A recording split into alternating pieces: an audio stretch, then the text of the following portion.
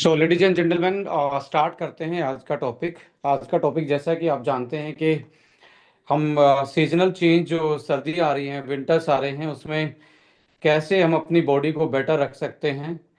तो लाइक कैसे हम अपनी इम्यूनिटी को और हेल्थ को ऑप्टिमाइज कर सकते हैं, तो इन सारी बातों पे हम बात करने वाले हैं। ज़्यादा लंबा टॉपिक नहीं करेंगे, 25 से 30 मिनट इस टॉपिक पे डिस्कस करने वाले हैं। होपफुली आप लोगों को मेरी वॉइस अच्छे से आ रही होगी, तो आप हाथ हिला के थम्स अप करके ज़रूर मुझे एक बार बताएं कि यस, स्टार्ट करें। Thank you so much for the response. स्वागत है सबका माई एच बी सेशन में। और बहुत बड़ा इम्पोर्टेंट टॉपिक, और सबके लिए टॉपिक होता है, क्योंकि सीजन सबके लिए सेम होता है, चेंज हो रहा है।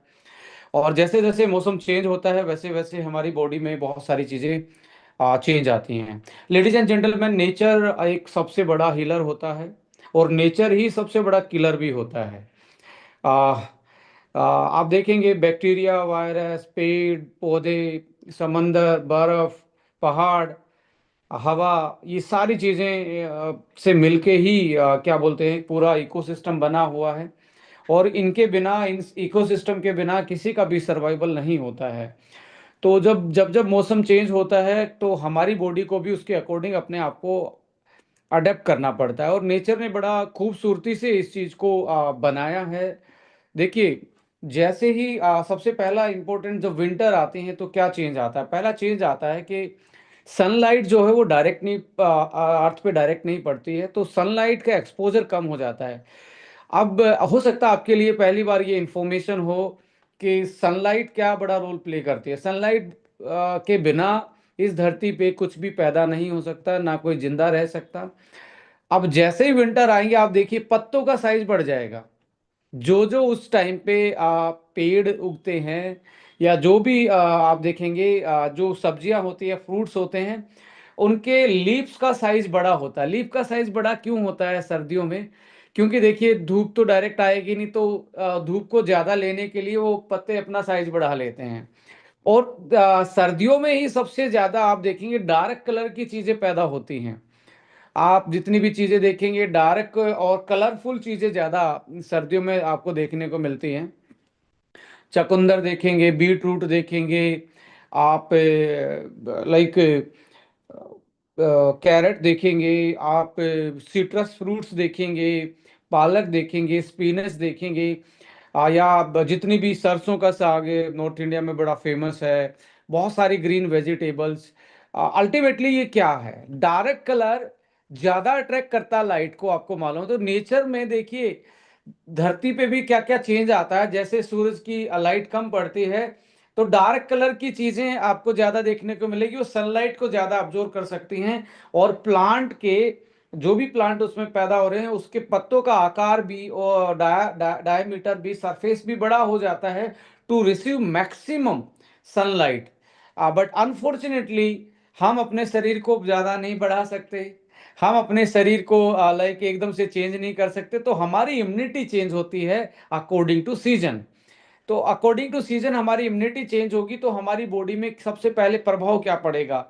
सबसे पहले क्या चीज में चेंज आएगा? जैसे ही सनलाइट का एक्सपोजर कम होगा, आजकल तो देखिए क्रोनिकल लेवल पे विटामिन डी की कमी है।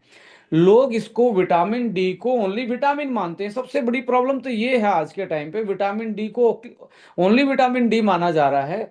लेडीज एंड जेंटलमैन, ये अकेला ही विटामिन डी नहीं है। ये एक हमारा कनेक्शन है नेचर और हमारे बीच में। देखिए, विटामिन डी किस चीज से बना है, उसकी यदि केमिस्ट्री में जाएंगे, उसका केमिकल फॉर्मूला देखेंगे। विटामिन डी का केमिकल फॉर्मूला रिजेंबल करता है आपके कोलेस्ट्रोल से। जो बॉडी में कोलेस्ट्रोल होता है, वही विटामिन डी में चेंज होता है। अब कुछ लोग बोले जी कोलेस्ट्रोल के बारे में तो हमने ये सुना है, गलत होता है। लेडीज एंड जेंटलमैन, हर किसी की बॉडी में कोलेस्ट्रोल होता है, उसके बिना हमारा जीवन संभव नहीं है। जब इसका जो लेवल है वो अनबैलेंस हो जाए, एक होता है बैड कोलेस्ट्रॉल जिसको बोलते हैं, एक होता है हेल्दी कोलेस्ट्रॉल, जिसमें एलडीएल का को ब्लेम किया जाता है, ये बैड कोलेस्ट्रॉल है। और एचडीएल को क्लेम किया जाता है ये अच्छा कोलेस्ट्रॉल है। ये दोनों ही अच्छे हैं, पर एक लेवल तक अच्छे हैं। यदि लेवल इनका ऊपर नीचे होगा, अनबैलेंस होगा, तो दोनों ही हमारे लिए दिक्कत कर सकते हैं। लेडीज एंड जेंटलमैन, देखिए, जब आप कोई भी चीज़ फैट खाते हैं, जब कोई भोजन में आपने फैट खाया, घी खाया, कोई ऑयल खाया, वो हमारे पेट में जाके पानी में तो घुल नहीं सकता। अब ऊपर वाले पोर्शन में तो पानी होता है। अब घी या ऑयल पानी में तो नहीं घुलता, तो इसको बिना घुले ये डाइजेस्ट नहीं हो सकता। तो नेचर ने बड़ा अच्छे से ऑर्गन को भी बनाया हुआ है। लीवर ने बाइल साल्ट दे देना है, वो इमल्सीफायर का काम करता है। इमल्सीफायर का मतलब है दो चीजें जो आपस में घुल नहीं सकती, उनको वो मिलाने का काम करता है। जैसे दूध है, एक बहुत अच्छा इमल्सीफायर है। उसमें फैट भी है, उसमें कार्बोहाइड्रेट के रूप में लैक्टोज भी है, प्रोटीन भी है, मिनरल्स भी हैं, बट अलग अलग नहीं दिखते, सारे घुले हुए हैं।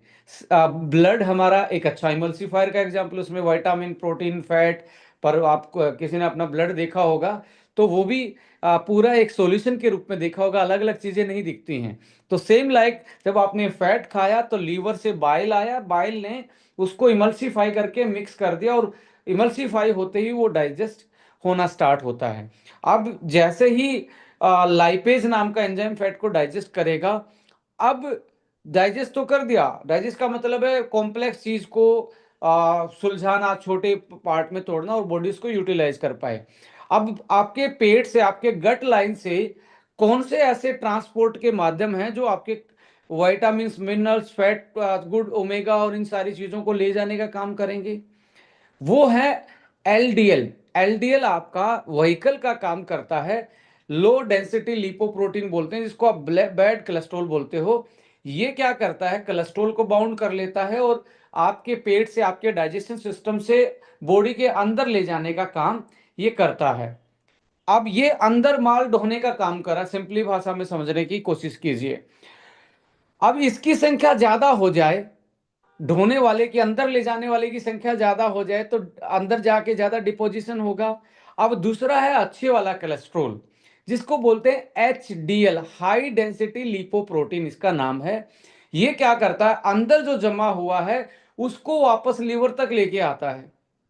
जमे हुए को, यानी कि आपके गोडाउन से वापस आपकी फैक्ट्री में लेके आता है और इसको प्रोसेस करवा देता है। यदि अंदर से बाहर लाने वाली चीज कम हो जाए और पेट से अंदर ज्यादा ले जाने वाली चीज ज्यादा हो जाए, तो अनबैलेंस हो गया, यानी कि डिपोजिशन ज्यादा होगा, यूटिलाइजेशन कम हो जाएगा। इसलिए इनको बैड और गुड कोलेस्ट्रॉल के नाम से जाना जाता है, बट ये कोलेस्ट्रॉल नहीं है, ये लिपोप्रोटीन है। Ladies and gentleman, lipoprotein. अब आपको मैं अगली चीज बता रहा हूं। लोगों को डराया गया है इस दुनिया में, लोगों को इस तरीके से ये एक बड़ा, मैं झोल बोलूंगा कुछ इंडस्ट्री का, कि घी खाने से कोलेस्ट्रॉल बढ़ जाएगा, घी खाने से हार्ट अटैक आ जाएगा, ये करने से, ये फैट खाने से ये हो जाएगा।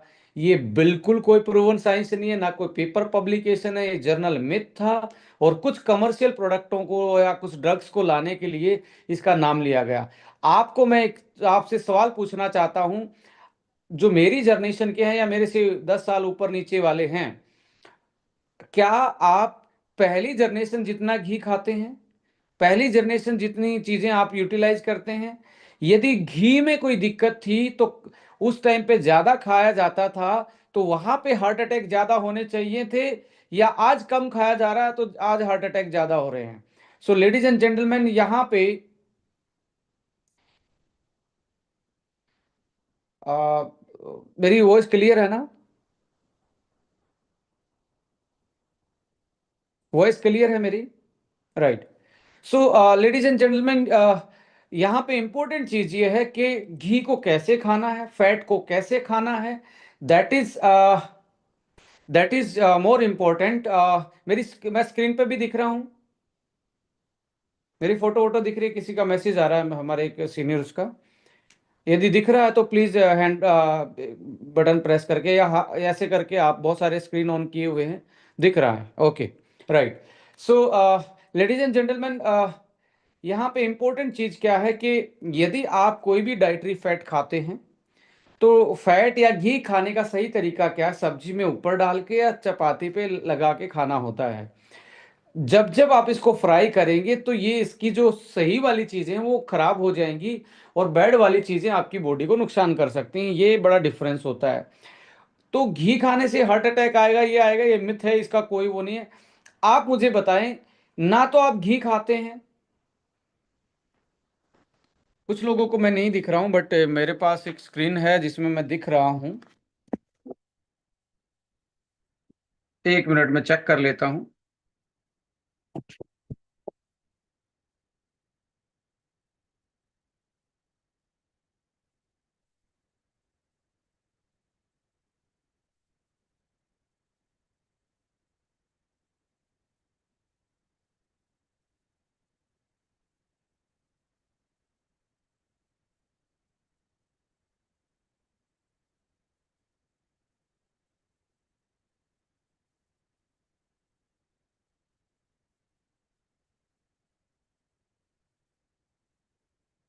यस, एक स्क्रीन से मेरा वीडियो ऑन है, एक से मेरी वॉइस चलती है, तो दूसरी स्क्रीन पे आप देखेंगे, इस पे तो मेरा वॉइस ही आ रहा है, और यहाँ पे मैं दिख रहा हूँगा इस स्क्रीन से।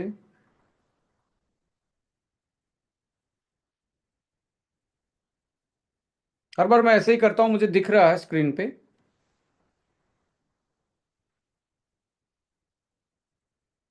अब मैं स्क्रीन पे कितने लोगों को दिख रहा हूँ? दिख रहा है। Right, right. यस, आईपैड से मेरी वॉइस आएगी, और उससे मेरा लाइक वीडियो दिखेगा जो जनरली अपना लिंक चलता है। यस, दूसरी वीडियो से ही कनेक्ट करना है, स्पॉटलाइट पे मैं नहीं हूँ।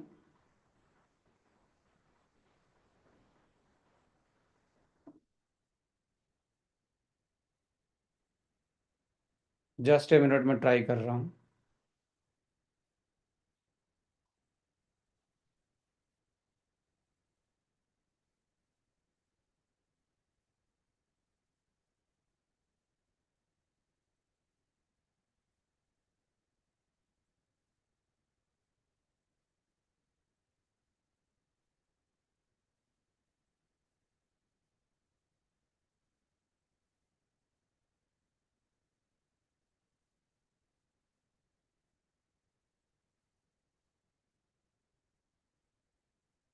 जस्ट ए मिनट, एक मिनट में मैं सॉल्यूशन करता हूँ चीज़ों का।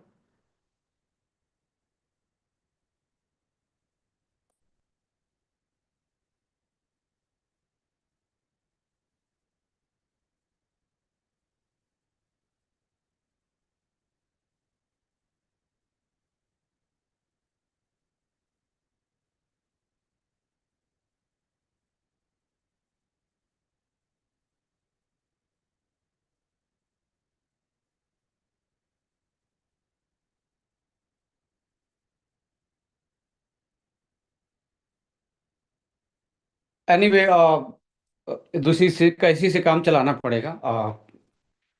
ज़्यादा टेक्निकली चीज़ें मुझे डिजिटल में कम ही समझ में आती हैं। सो हम बात कर रहे थे कि कोलेस्ट्रॉल के बारे में। सो अल्टीमेटली जो हम ब्लेम करते हैं कि ये बैड कोलेस्ट्रॉल, ये गुड कोलेस्ट्रॉल है, वो हमारी कहीं ना कहीं जनरल अवेयरनेस में कमी है। और एलडीएल और एसडीएल क्या है, वो एक माल को ढोने वाली चीजें हैं। माल को ढोने वाली चीजें का मतलब है कोलेस्ट्रोल को और फैट वाली चीजों को अंदर लेके जाएंगी, या उसको मेटाबॉलिक एक्टिव करने के लिए लीवर के पास वापस लेके आएंगी। तो ये इसको बैलेंस रखना होता है। इसको बैलेंस रखने के लिए लेडीज एंड जेंटलमैन, आपको सनलाइट आपको चाहिए। यदि आप सनलाइट नहीं यूटिलाइज करते हैं तो आप आपकी बॉडी में इसका अनबैलेंस होना स्टार्ट हो जाएगा। आपका जो अंदर कोलेस्ट्रोल है वो सनलाइट के एक्सपोजर में आके ही विटामिन डी में एक्टिव में कन्वर्ट होता है।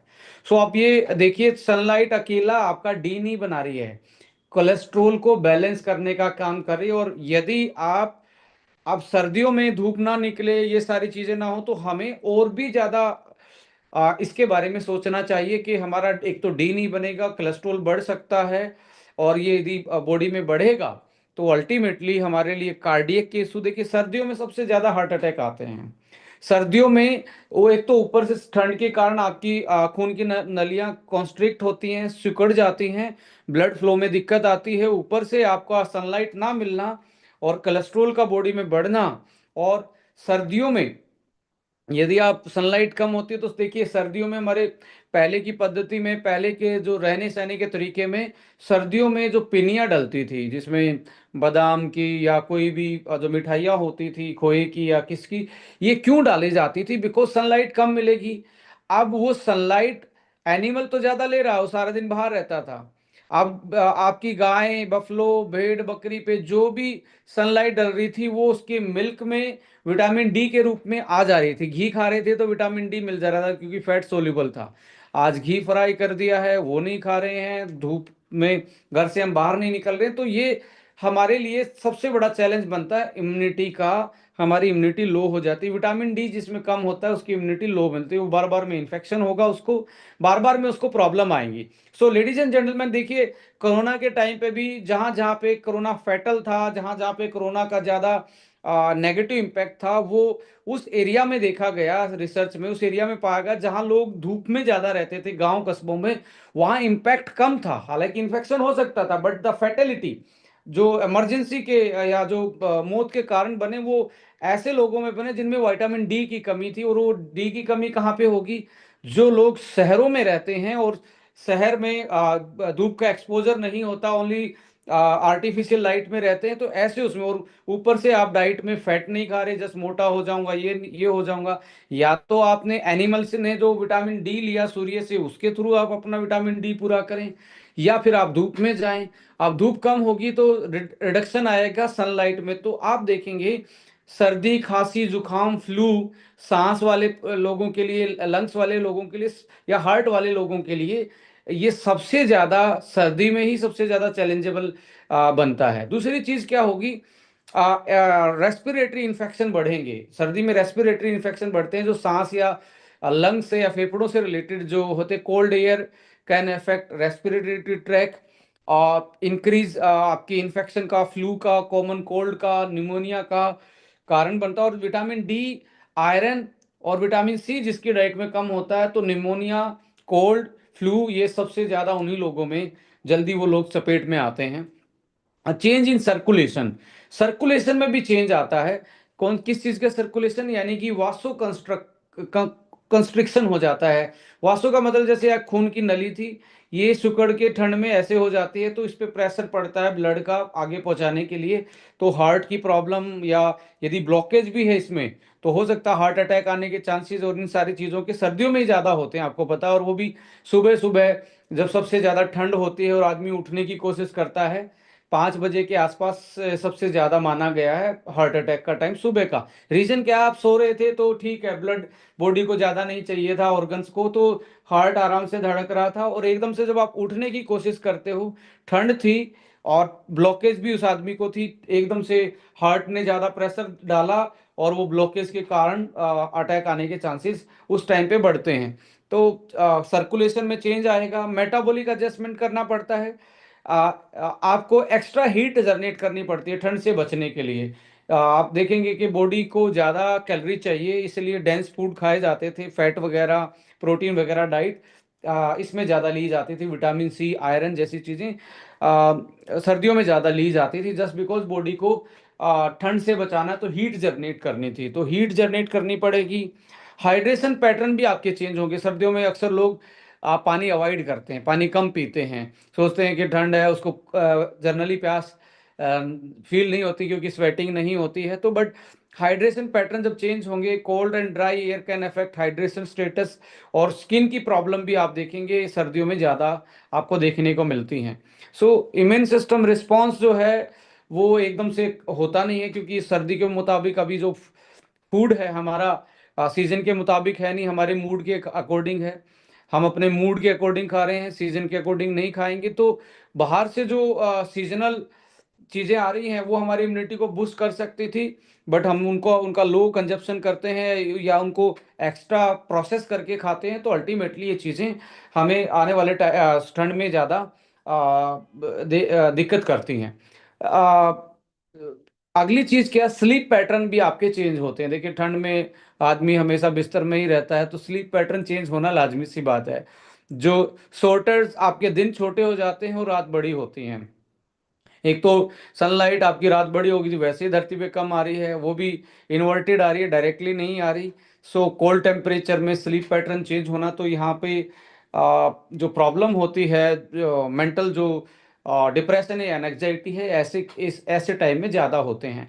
सो mood changes, respiratory issue, cardiac issue, vitamin D की डेफिशिएंसी, लो इम्यूनिटी, ये सारी चीज़ें आपको देखने को मिलती हैं जब सीजन विंटर का आएगा। और अभी 1 से 1.5 महीना हमारे पास है कि हम अपनी बॉडी को आने वाले विंटर्स के लिए अडेप्ट कर पाएं, हम अपने आने वाले विंटर को अच्छे से अपनी हेल्थ को ऑप्टिमाइज कर पाएं, अपनी स्किन को, अपने हेयर को, अपने हार्ट को, अपने हाइड्रेशन, लंग्स, सारी चीज़ों को अच्छे से हाइड्रेटेड रहें, वार्म रहें, vitamin D, healthy diet, healthy lifestyle, ये सारी चीज़ें अडोप्ट करनी होती हैं। सो अल्टीमेटली मैं यहाँ पे जरूर रिकमेंड करूंगा कि प्री विंटर आपको किस चीज़ों का ध्यान रखना चाहिए। प्री विंटर आपको एक तो सीजनल चीज़ें स्टार्ट कर देनी चाहिए जो आने वाले सीजन में आप खाते हो, ग्रीन सब्जियां खानी चाहिए। रीजन क्या है, विटामिन डी, आयरन और zinc. Vitamin D, iron, zinc और ब्लड सर्कुलेशन वाली चीज और विटामिन सी, ये आपको ज़्यादा चाहिए आपको सर्दी में।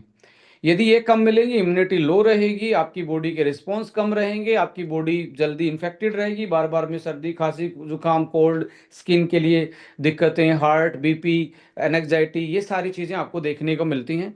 सो इम्पोर्टेंट चीज़ ये है कि सबसे बेस्ट सप्लीमेंटेशन इन टाइम पे क्या खाना चाहिए।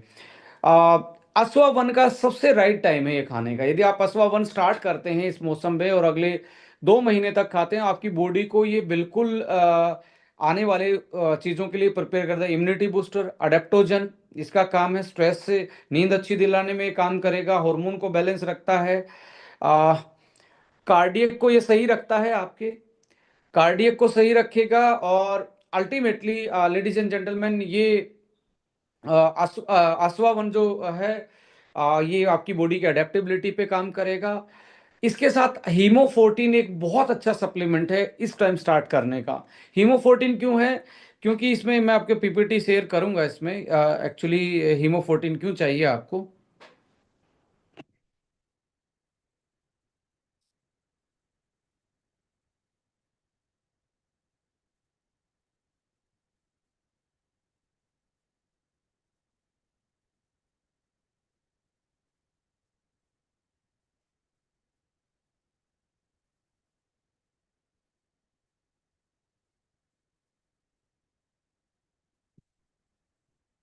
तो जो मैं बात कर रहा था, सीजनल चेंज और इम्यूनिटी, जो भी चेंजेस आएंगे आपकी बॉडी में।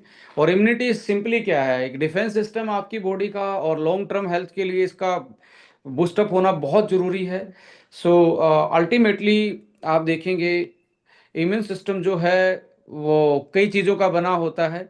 जैसे वाइट ब्लड सेल हैं, लिम्फ नोड है, जो आपका जैसे सब इन्फेक्शन होता है तो गले में सूजन आ जाती है, जो यहाँ पे आपको नोड्स बनी दिखती हैं, गांठ बनी दिखती हैं।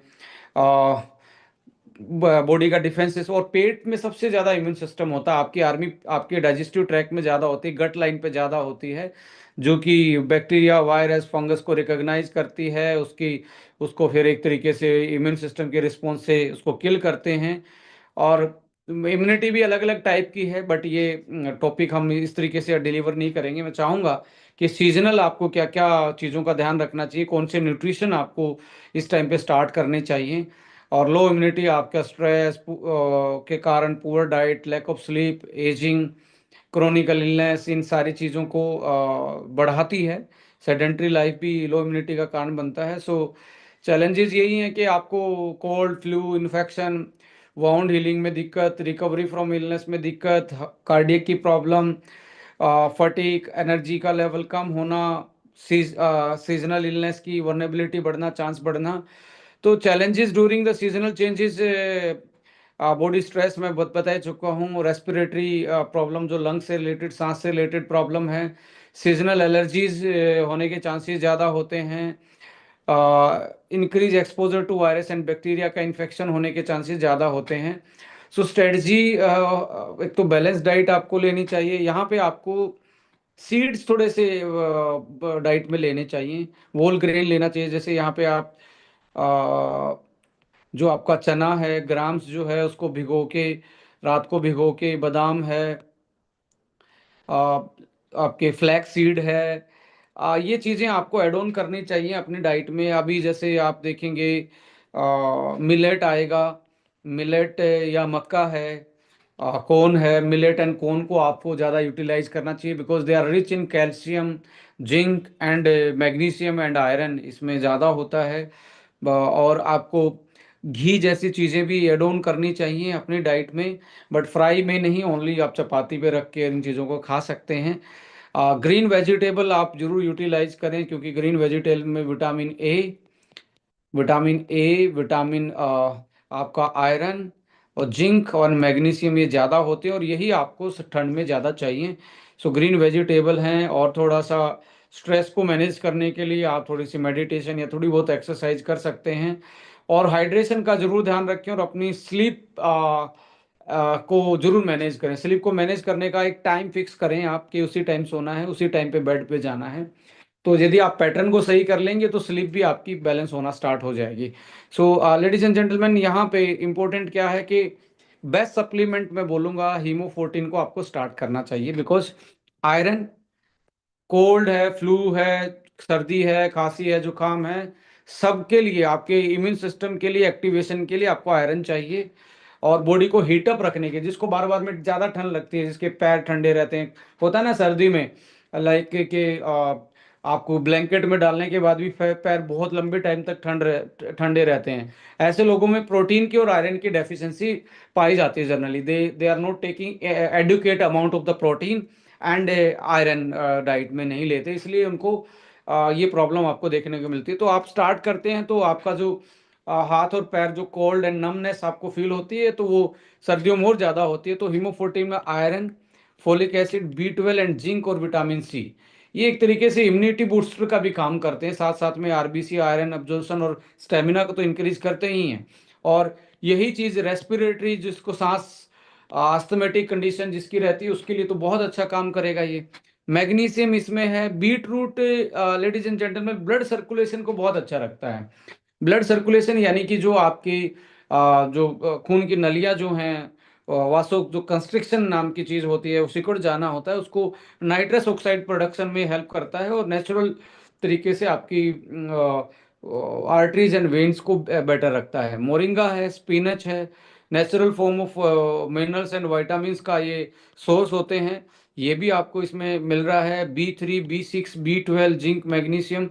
सो this is the trans respiratory for the heart, और anti ageing, pomegranate immunity booster के रूप में। सो हीमो 14 इम्यूनिटी बूस्टर के रूप में, और प्री विंटर में आप इसको स्टार्ट करते हैं, तो आप विंटर को एंजॉय कर पाएंगे, आप अपने विंटर में इम्यूनिटी बेस्ट रख पाएंगे। और यदि आपको सांस की तकलीफ रहती है, हार्ट की प्रॉब्लम है, कोलेस्ट्रॉल अनबैलेंस रहता है, तो डेफिनेटली ये प्रोडक्ट आपकी लाइफ हेल्थ को बहुत अच्छे से ऑप्टिमाइज करने में हेल्प करेगा, जो विंटर में आपको चेंजेस देखने को मिलेंगे बॉडी में। करना क्या है, डेली आपको अभी पहले हफ्ते को आपको एक एक सुबह शाम खाना है। हफ्ते के बाद डेली एक इसको स्टार्ट कर सकते हैं। खाना खाने के बाद ही इसको आप स्टार्ट लेंगे, आधा घंटा 1 घंटे के बाद।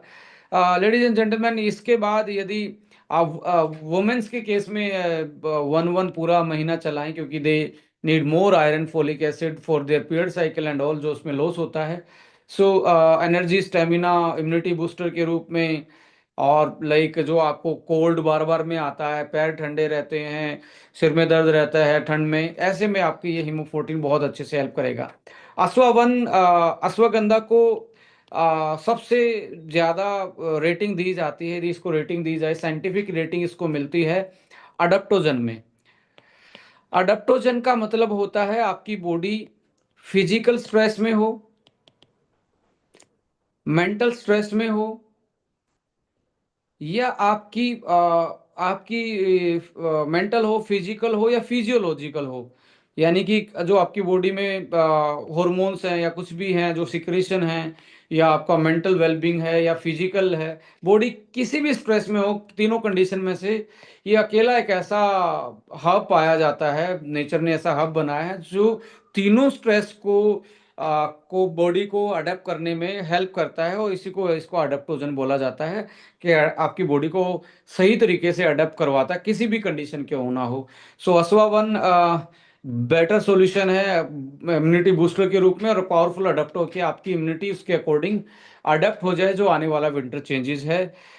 इसके साथ साथ ये आपको इसमें ट्रांस रेस्वेरेट्रोल, ग्रीन टी और फिस्टिन और जिंक्सन जैसी चीज़ें हैं जो पावरफुल इम्यूनिटी बूस्टर का काम भी करती हैं, और साथ में आपकी हार्ट के लिए और स्किन के लिए भी बहुत अच्छा एक तरीके से मैं इसको रेटिंग दूंगा। इसके अलावा स्टेमिना बूस्टर, सेक्सुअल परफॉर्मेंस की बात करें, मेल एंड फीमेल दोनों, इसको ये एक ऐसा हब है जिसको मेल एंड फीमेल यूटिलाइज कर सकते हैं। बट ये पेटेंटेड वाला पोर्शन, पेटेंटेड वाला अश्वगंधा का एक्सट्रैक्ट के रूप में इसमें डाला गया है, जिसको हम KSM 66 बोलते हैं, जो कि वर्ल्ड बेस्ट रैंकिंग रखता है अश्वगंधा एक्सट्रैक्ट में, जो कि क्लिनिकल प्रूवन है ह्यूमन ट्रायल में भी, in vivo in vitro meta analysis, placebo versus आपका रियलिस्टिक जो कंट्रोल वर्सेस जो आपका स्टडी होती हैं, तो सारी स्टडी में ये प्रूवन एक एक्सट्रैक्ट माना गया है।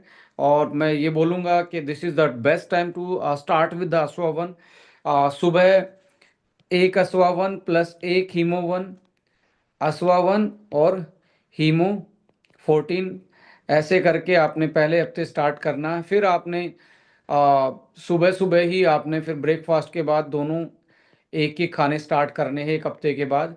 तो आप पहले हफ्ते थोड़ी सी एक एक एक्स्ट्रा डोज है सुबह शाम खाना खाने के बाद, उसके बाद एक कैप्सूल इसका एक कैप्सूल इसका लेंगे, तो आप एक तरीके से इसको वेलबींग। आप बोलेगा मेरे में आयरन की कमी नहीं है, भाई साहब आयरन की कमी का मतलब नहीं है, आपको आयरन ज़्यादा चाहिएगा ठंड से बचने के लिए, बॉडी में एक्स्ट्रा हीट जनरेट करनी है, सनलाइट कम पड़ेगी, तो ऐसे में आपकी इम्यूनिटी, आपका आयरन, ये सारी चीज़ें आपको बैलेंस करना पड़ेगा। सो इस तरीके से इसको यूटिलाइज कर सकते हैं। और बायोप्रीन है जो इसका एब्जॉर्प्शन ज़्यादा करती है। इसके साथ साथ मैं ज़रूर रिकमेंड करूँगा कैल मैग डी, क्योंकि जॉइंट्स की प्रॉब्लम भी ज़्यादा बढ़ती हैं ऐसे केस में। और SBTC जूस भी सुबह सुबह खाली पेट 30 ml, क्योंकि सिट्रस फ्रूट सबसे ज़्यादा यूटिलाइज होते ही सर्दियों में हैं। सो बेस्ट टाइम है आप SBTC जूस से सुबह स्टार्ट करें। फिर ब्रेकफास्ट में आपने कुछ आमंड लिए भीगे हुए, थोड़ा सा चने वने स्प्राउटेड फॉर्म में रात को भीगे हुए थोड़े से उसमें खाए, और उसके बाद फिर आपने आयरन प्लस अश्वावन लिया। So this is the best way to welcome the winters and immunity को बेस्ट बूस्टअप कर सकते हो और हेल्थ को बेटर तरीके से ऑप्टिमाइज कर सकते हैं। जिन लोगों को बीपी की प्रॉब्लम या उस तरीके की प्रॉब्लम है, तो AVBT बहुत अच्छा ऑप्शन है कि आप हार्ट को ऑप्टिमाइज कर सकते हैं। और जिनको लगता है कि मुझे लंग्स में ज़्यादा मुझे प्रॉब्लम रहती है, जो COPD के केस में, या जिनको बार बार में cold and flu, pneumonia, short breathing, ऐसे केस में आपको हमेशा लंग्स लंग्स फ्यूल को भी आपने ऐड ऑन कर लेना है। लंग्स फ्यूल को आप यदि एक सुबह एक शाम को ऐड ऑन करेंगे अलोंग विद आयरन फोलिक, तो डेफिनेटली अश्वावन तो देना ही है साथ में, डेफिनेटली आपको बहुत अच्छा फील होगा। और ऐसे केस में कई बार क्या होता है, SBTC किसी की बॉडी लाइक सिट्रस है, तो किसी को लगता है कि मैं खाली पेट पीने से मुझे थोड़ा सा अलग अजीब सा फील होता है, तो आप इसको ब्रेकफास्ट में भी पानी में मिक्स करके जूस के रूप में ब्रेकफास्ट में भी ले सकते हैं। ऐसा नहीं है कि बिल्कुल खाली पेट ही, ब्रेकफास्ट के साथ भी इसको आप एड ऑन कर सकते हो एज ए हेल्दी ड्रिंक के रूप में। सो SBTC में सीबकथोन करक्यूमिन एक बेस्ट कॉम्बिनेशन है, जो आपको साथ में इसमें गिलोय भी है, अश्वगंधा भी डाला गया है, स्टावरी भी इसमें है, जो मल्टीपल आपको बेनिफिट देते हैं apart from the immunity and all. So इसके साथ साथ आप अपने आप को जरूर, आपको लगता है कि मुझे ऑप्टिमाइज करना चाहिए अपना ये कार्डियक के लिए, जिसको देखिए ठंड में हार्ट की प्रॉब्लम ज़्यादा है, तो मुझे लगता है कि AVBT ऐसे लोगों को जिनको हार्ट की प्रॉब्लम या BP की प्रॉब्लम लगता है, कार्डियक की प्रॉब्लम, AVBT उनको 20 ml मिनिमम सुबह 20 ml 30 तक पिया जा सकता है, 2 टाइम ये पिएं। और हार्ट वन को आप खाना खाने के 1 घंटे के बाद सुबह शाम लेना स्टार्ट करेंगे। और साथ में अश्वावन और आयरन तो 1 महीना तो मिनिमम खाना ही खाना है कि आपकी बॉडी ऑप्टिमाइज हो जाए आने वाले टाइम के लिए। सो एवीबीटी के बाद यदि मैं बात करूं तो आपके स्किन की केयर भी इम्पोर्टेंट है कि आप यहाँ पे जो मॉइस्चराइजर है आपका विटामिन सी बेस्ड, इसको आप यूटिलाइज करें, आपकी स्किन का टोन मेंटेन रहे, इंटीग्रिटी मेंटेन रहे, हाइड्रेशन मेंटेन रहे। सो जो कि सर्दियों में बहुत रफ हो जाना, बहुत ड्राई स्किन हो जाना, इन चीज़ों से आप अपने इस मॉइस्चराइजर से यूटिलाइज करके बच सकते हैं। और एक ही मॉइस्चराइजर नहीं है, you have second moisturiser in hills and beaches series. ये भी बहुत क्लासी मॉइस्चराइजर मुझे लगता है पर्सनली। इसके साथ साथ आप देखेंगे लोशन भी आपके पास है। और सन शेल्टर लोशन जो आप इसमें यूटिलाइज, सन शेल्टर की बजाय लोशन आप इसमें डाल सकते हैं। और आपके पास बॉडी बटर के रूप में भी एक बॉडी मॉइस्चराइजर के रूप में आप उसको यूटिलाइज कर सकते हैं। यही सारी बातें मैंने सोचा कि आप लोगों के साथ मैं शेयर करूं। और शेयर करके कि भी आप लोग आने वाले टाइम में कैसे इम्यूनिटी को बेटर कर सकते हैं अपनी, कैसे आप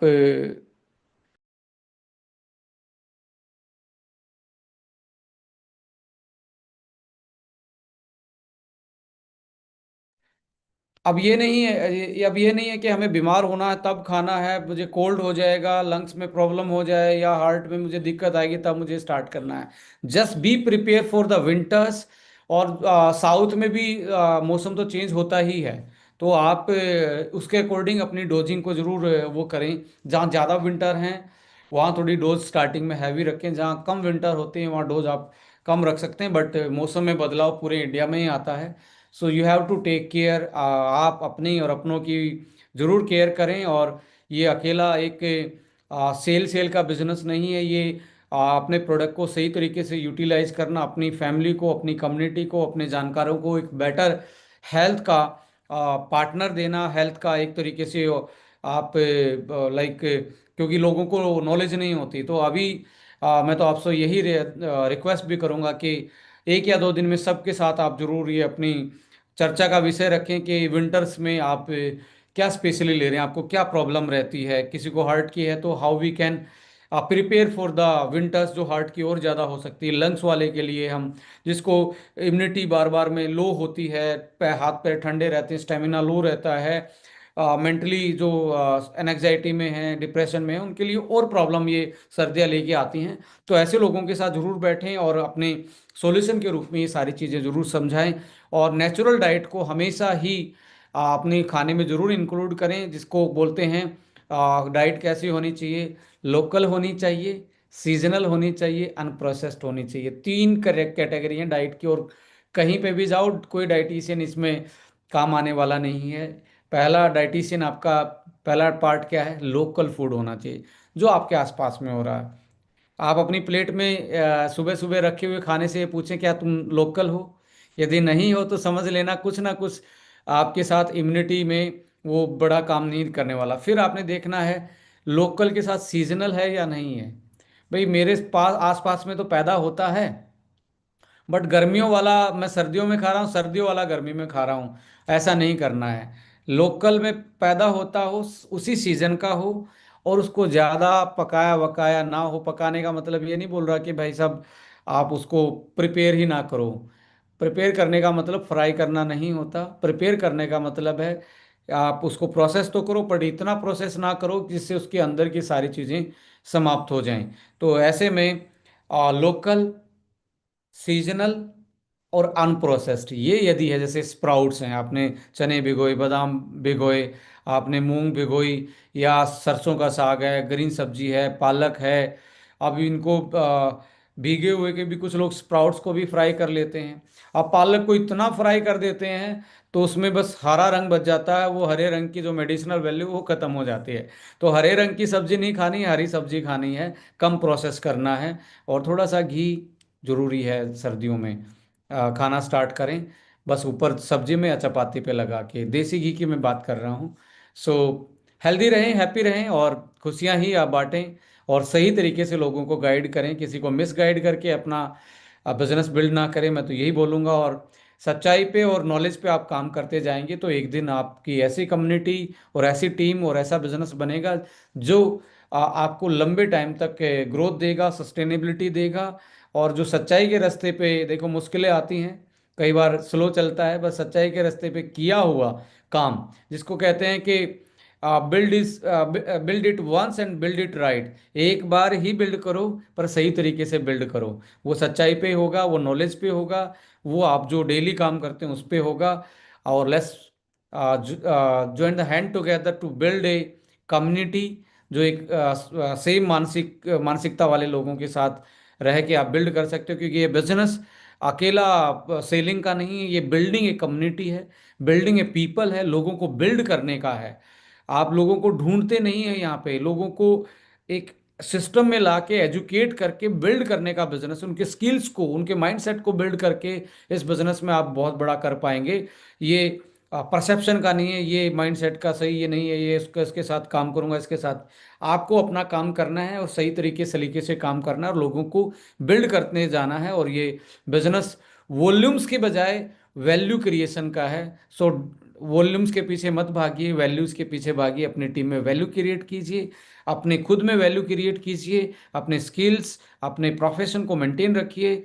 और ढेर सारी शुभकामनाएं हैं आप लोगों को आने वाले जो मलेशिया का ट्रिप आया है, मुझे लगता है कि सब लोग उसको बड़े एक्साइटमेंट से देख रहे हैं। और बहुत एक होता है ना कि भी कंपनी का यहाँ पे विजन क्या है कि बहुत सारे लोग जो फ्रेशर इस बिजनेस में को बिल्ड करें, उनके लिए भी एक विजन होता है कि मैं भी कहीं, देखिए आपके पास पैसे हो सकते हैं कि आप मलेशिया जा सकते हैं, I am not telling that, but being a achiever और एक टीम में जाते हैं तो उसका मजा कुछ अलग ही होता है। वहाँ पे फिर लाइक माइंडेड कम्युनिटी होती है, वहाँ के डिस्कशन, वहाँ फिर घूमना फिरना होता है। यदि आपके अपलाइन अभी वियतनाम जाके आए हैं तो उनसे आप अपना एक्सपीरियंस उनसे पूछने की कोशिश कीजिए।